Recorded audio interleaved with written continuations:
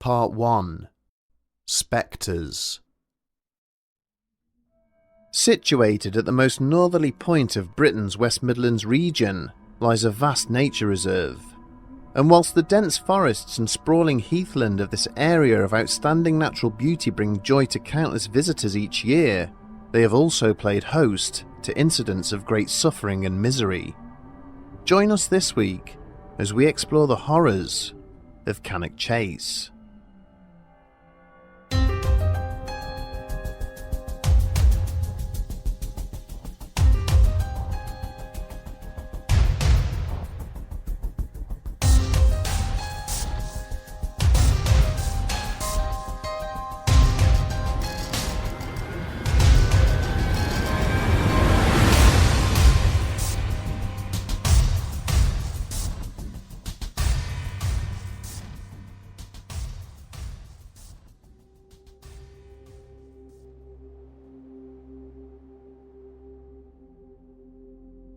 Designated an area of outstanding natural beauty, Cannock Chase has played host to several haunting encounters with enigmatic entities and beings, the most notorious of which is reported to be a young girl with completely black eyes, who has been encountered by a significant number of local residents and visitors.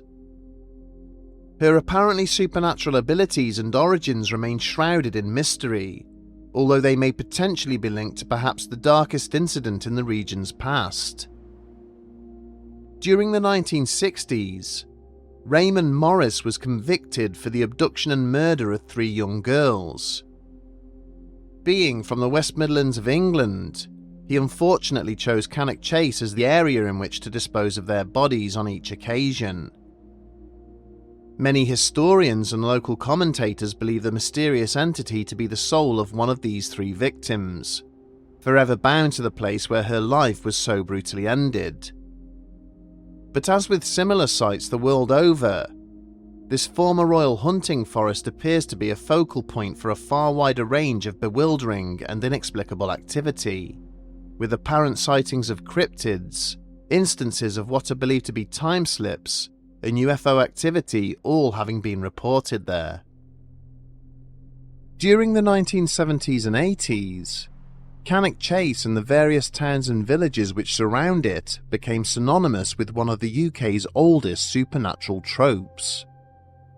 Numerous stories were published in local newspapers detailing how travellers crossing the region had come face to face with what was believed to be a hellhound. The entity involved in these incidents was described as being substantially taller and bulkier than the largest canine breeds, black in colour, and unlike any animal the witnesses had ever encountered.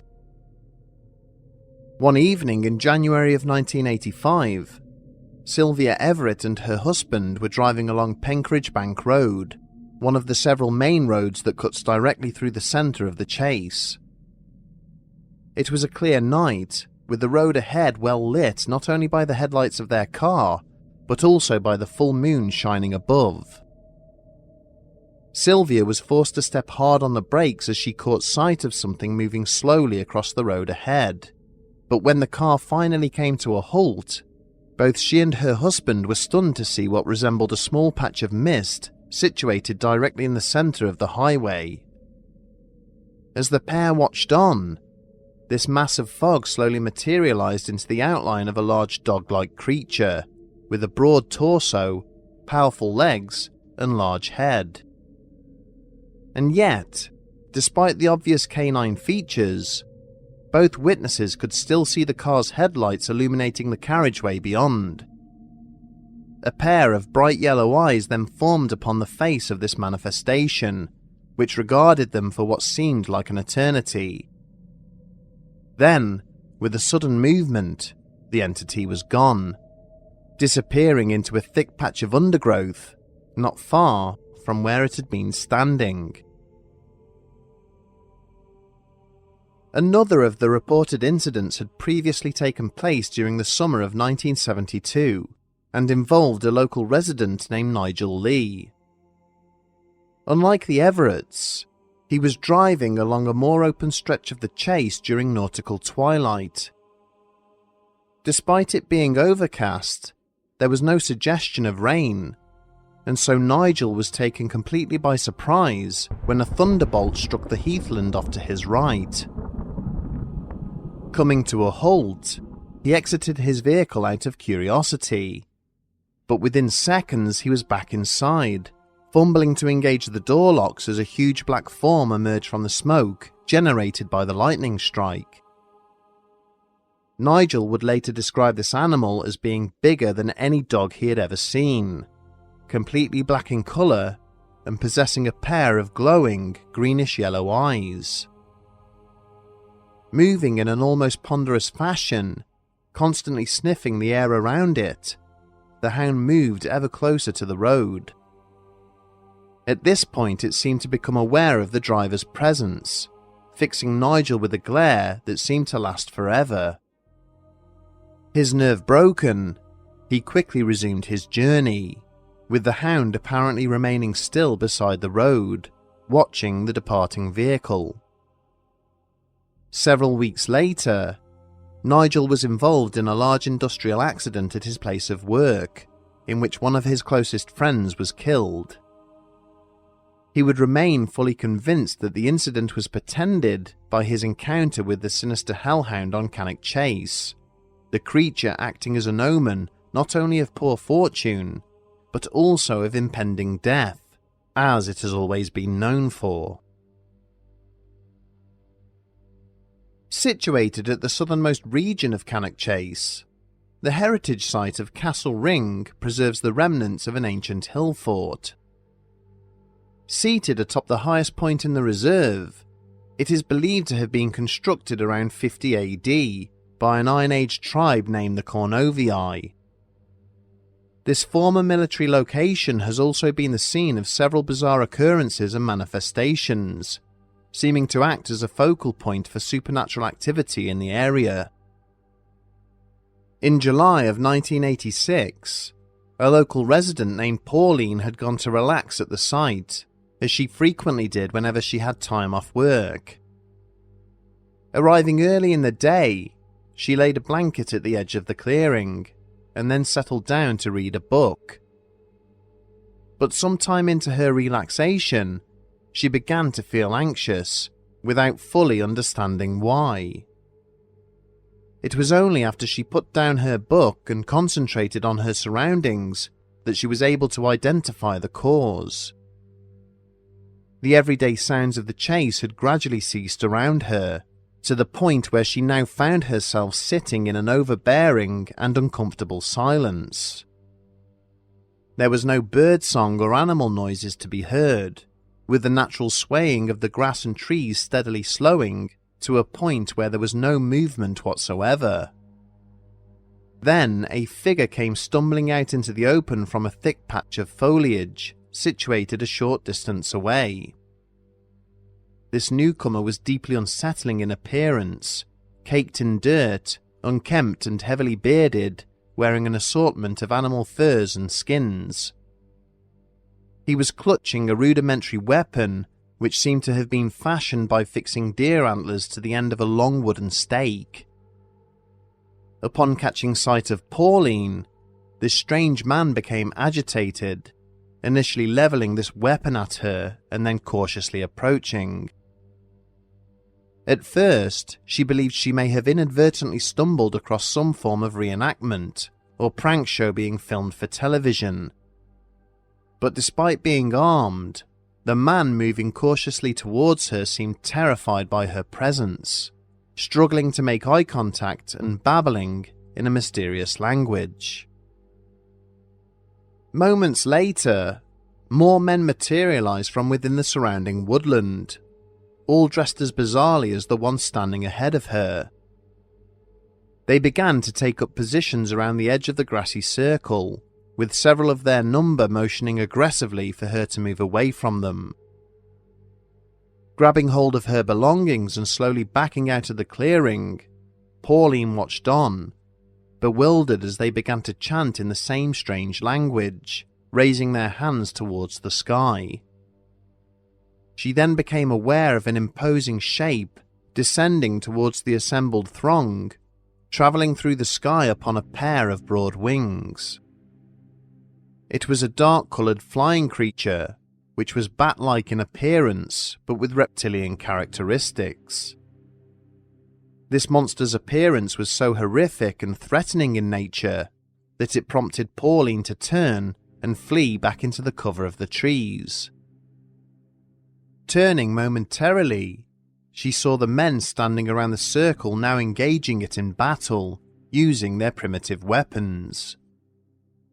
In turn, it screeched and lashed out at them with huge talons, before Pauline fled away from the conflict deep into the woodland.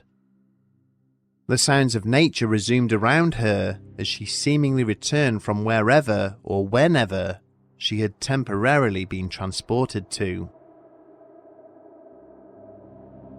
Other visitors to Castle Ring have reported sighting UFOs in the skies above, as well as fur-covered creatures which seem to resemble the Sasquatch of North American lore.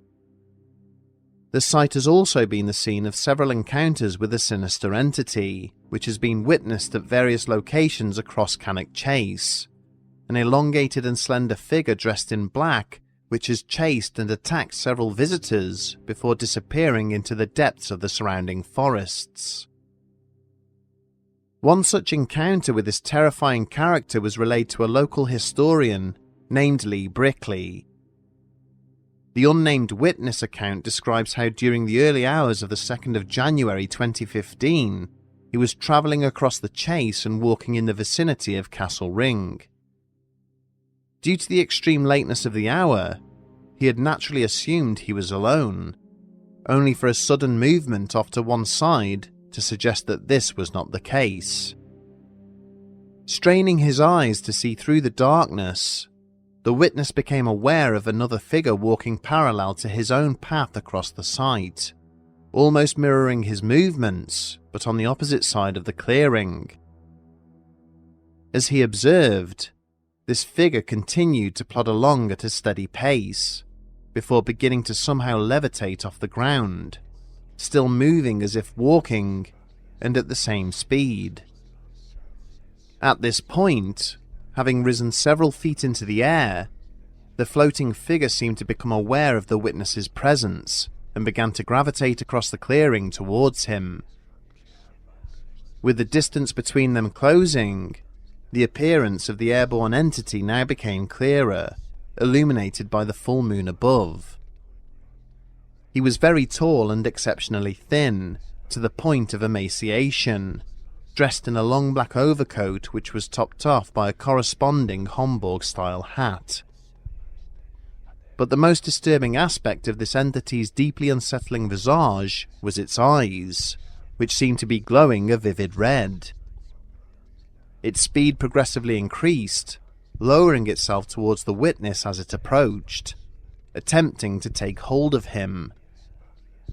At the last moment, the witness instinctively ducked to one side, narrowly avoiding the pair of spindly hands reaching out for him. His attacker had hissed loudly in frustration, as the man quickly rose to his feet and fled the scene, leaving Castle Ring and its sinister trespasser far behind him. The earliest sighting of what is believed to be the same entity took place not at Castle Ring, but in the vicinity of the German military cemetery 5 miles to the northwest. This is the resting place of 5,000 soldiers of the 2 world wars, moved there from other sites following an agreement with the German government during the 1960s. As with Castle Ring, this is another location within the boundaries of Cannock Chase that presents a focal point for supernatural and unexplained phenomena.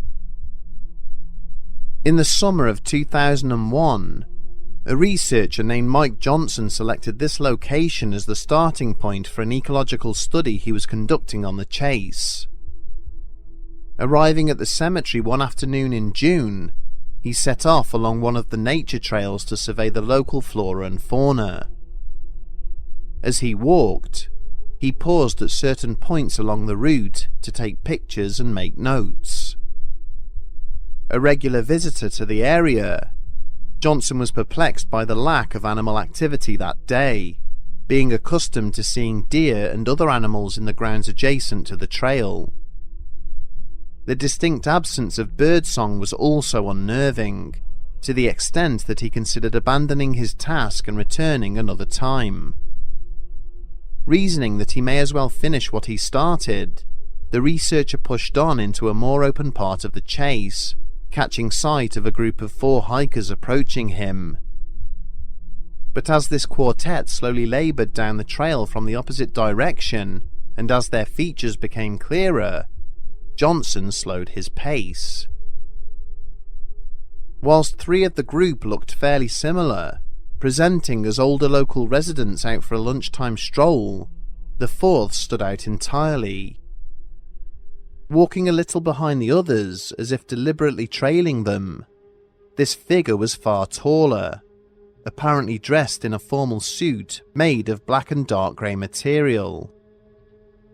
Its skin was deathly pale, and its arms were unnaturally long, dangling down by its sides, seeming to almost touch the ground. As the distance closed between them, Johnson found himself physically recoiling from the group to avoid having any contact with them.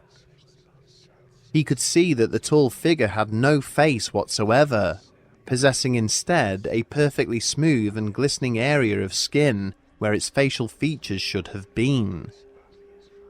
It had since moved forward so that it was level with the 3 elderly walkers, moving its arms around them, touching them on their shoulders and their faces. And yet, they seemed completely unaware of its presence, walking and chatting to one another, the haunting entity continuing to manhandle them as they did so.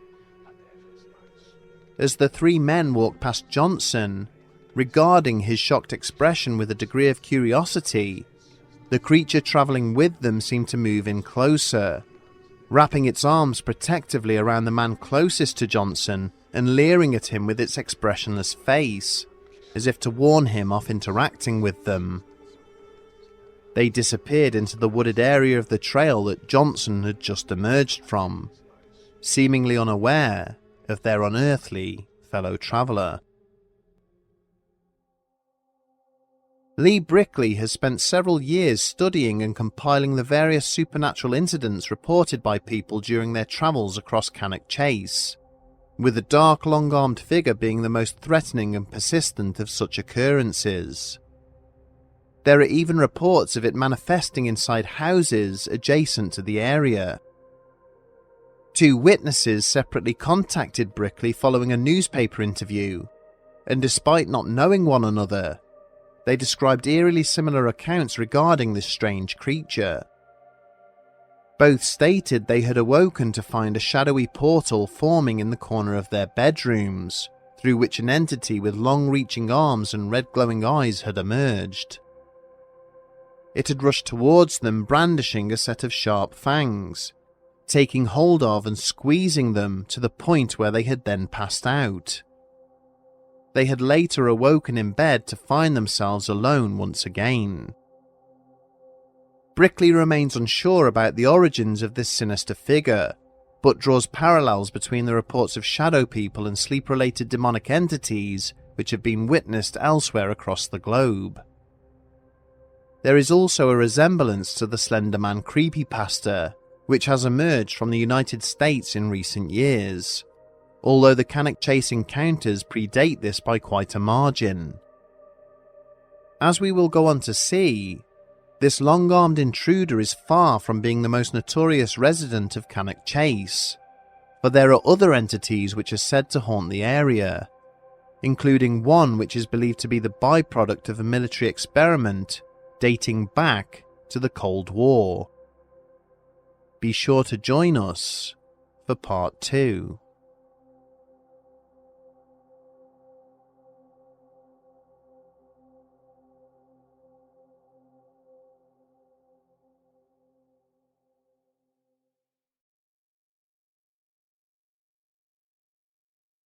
Part 2. Beastmen.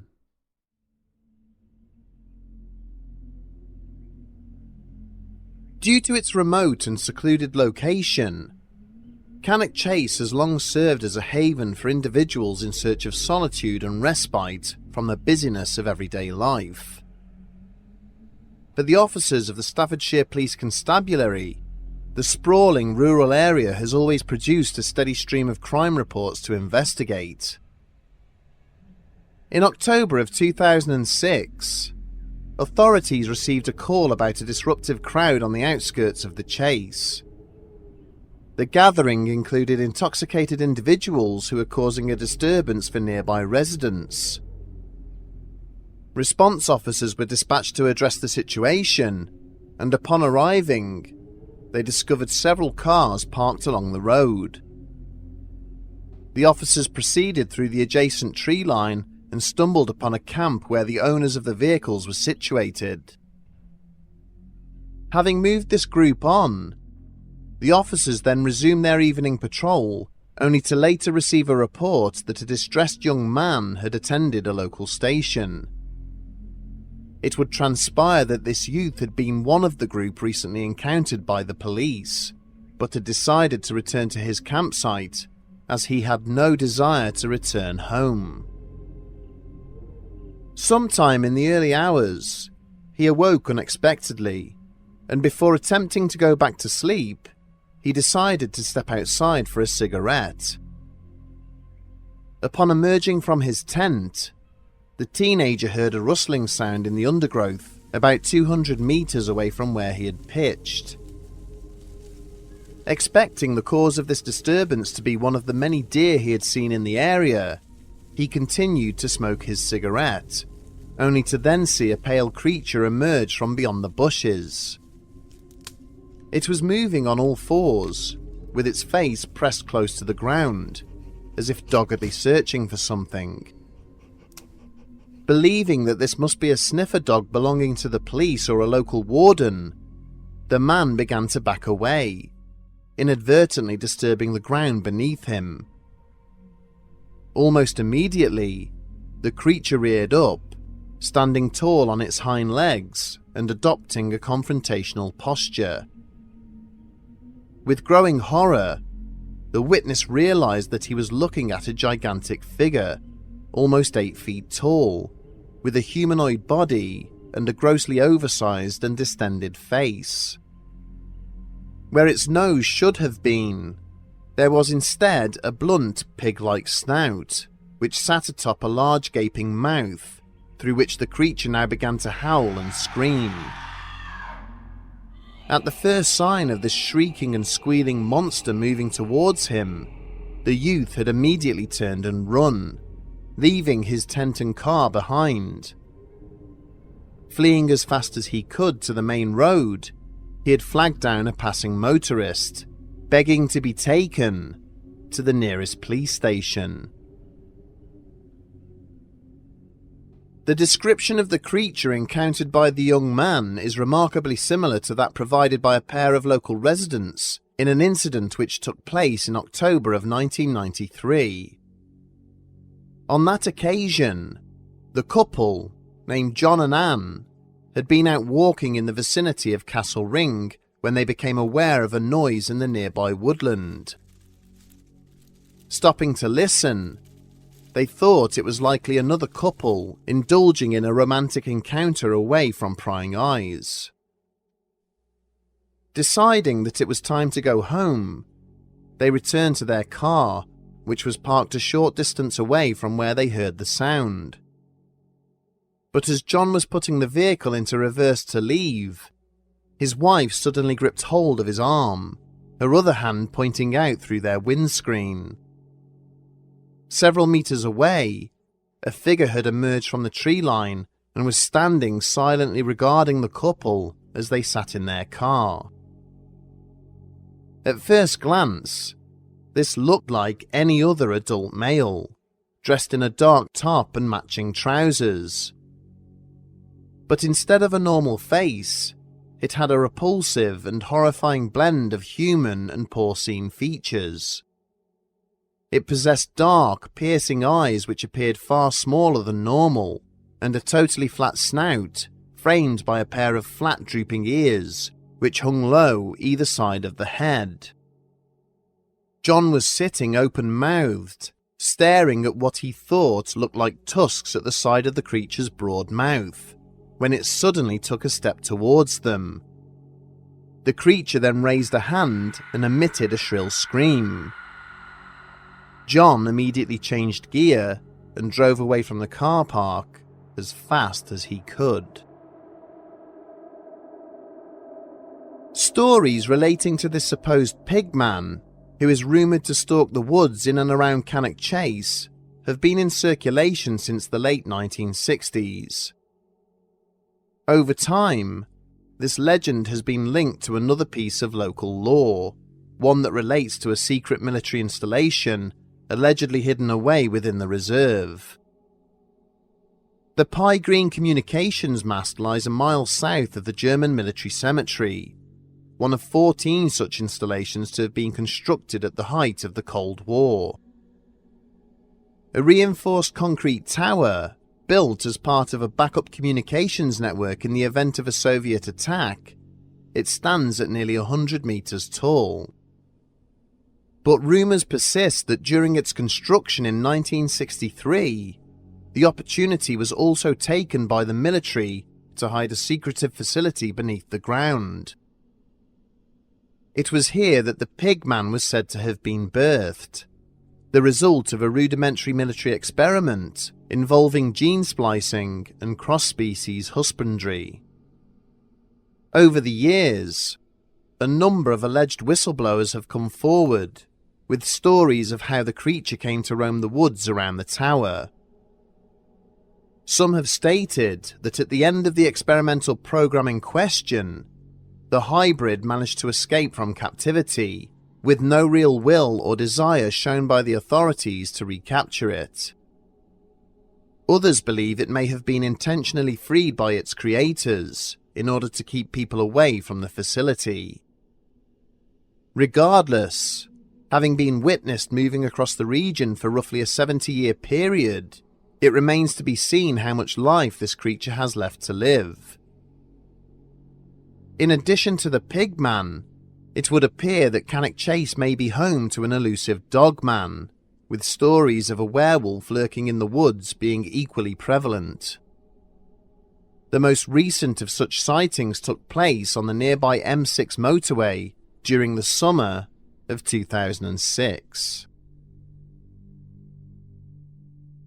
One evening in June of that year, Highways agency staff were dispatched to a multi-vehicle collision which had taken place in the vicinity of Junction 10A.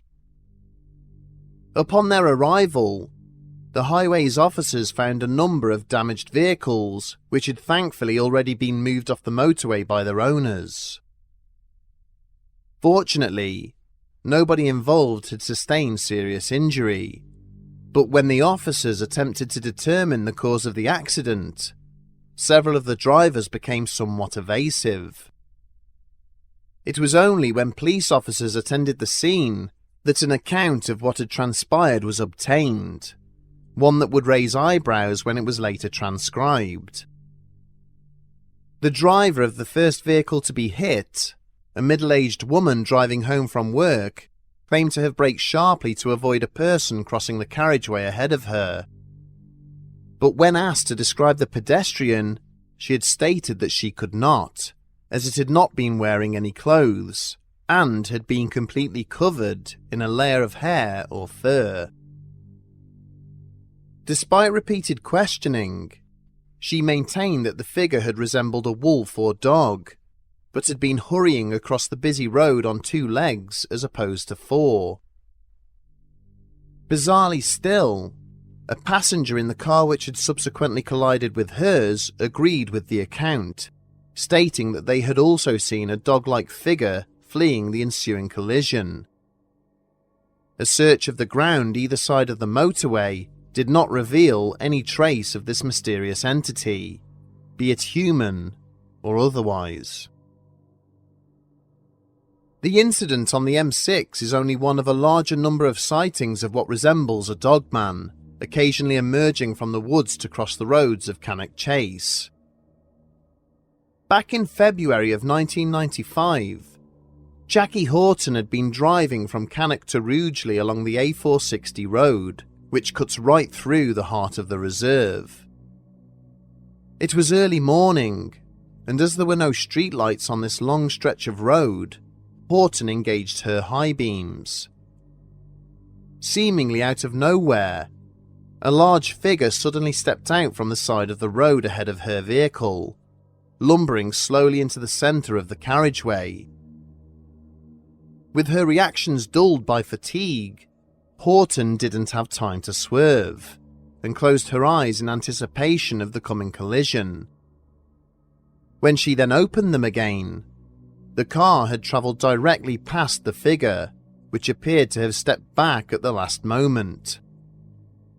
Applying her brakes, she looked in the car's rearview mirror at an unnatural creature, which remained standing in the middle of the road, staring right back at her.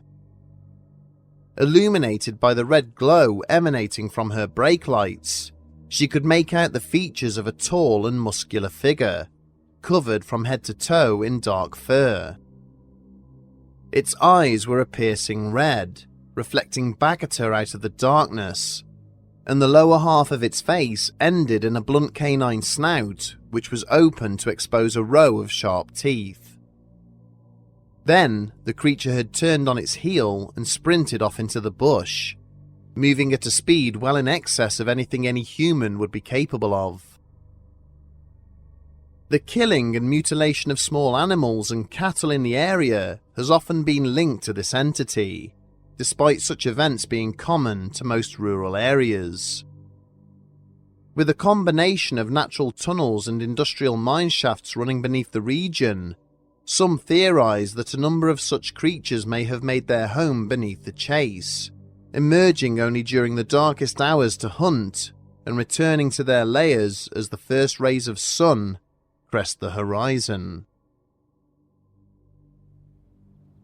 In addition to the ghost of a black-eyed girl, whose antics have now been recounted to audiences around the globe, Cannock Chase hosts several other infamous female ghosts.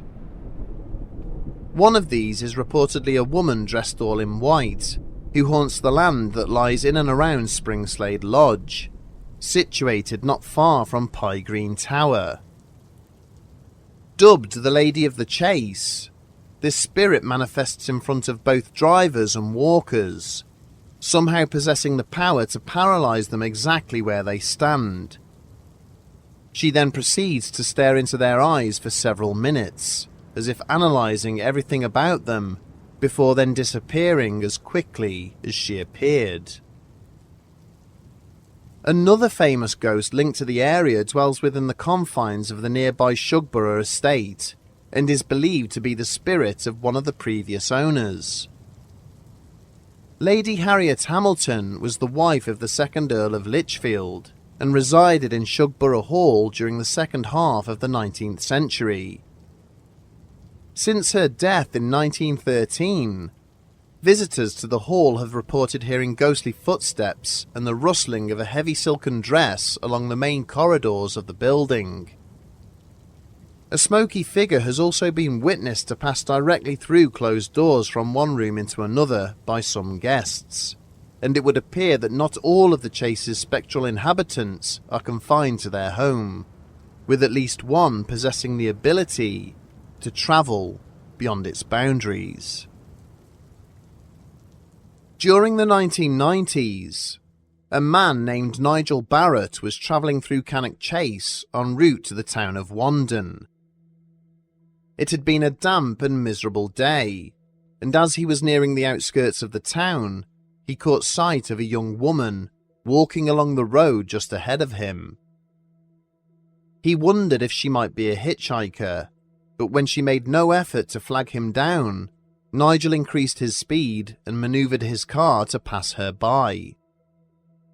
As he did so, he suddenly cried out and slammed his foot hard on the brakes when he realised that her face was a mass of featureless flesh. At the exact same moment, the woman instantly vanished, leaving Nigel sitting at the wheel of his car in shock. He told himself that it must have been the effects of his long journey home, or a trick of the evening mist and murk before continuing with his journey.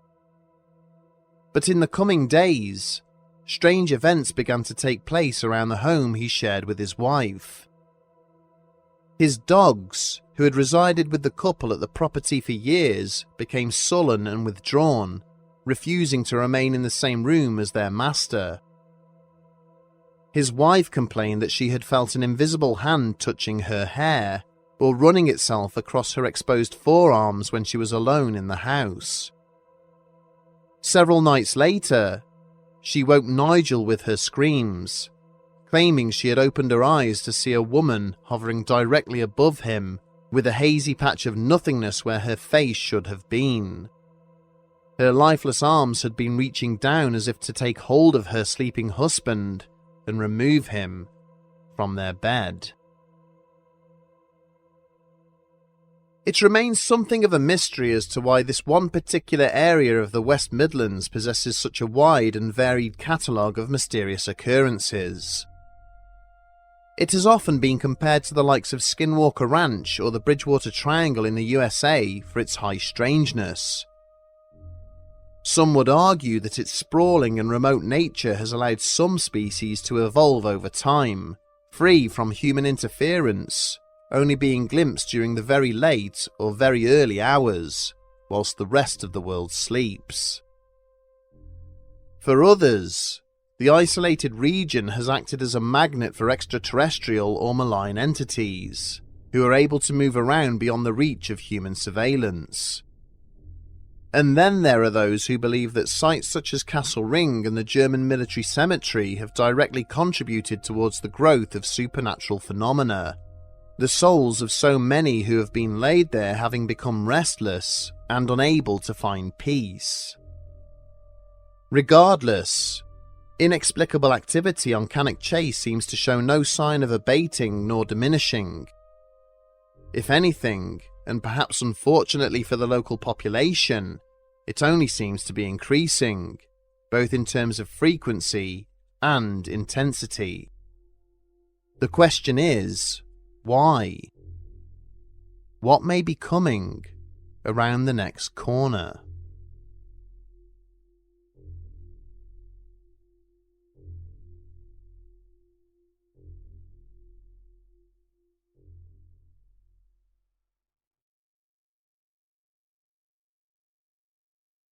Bedtime Stories.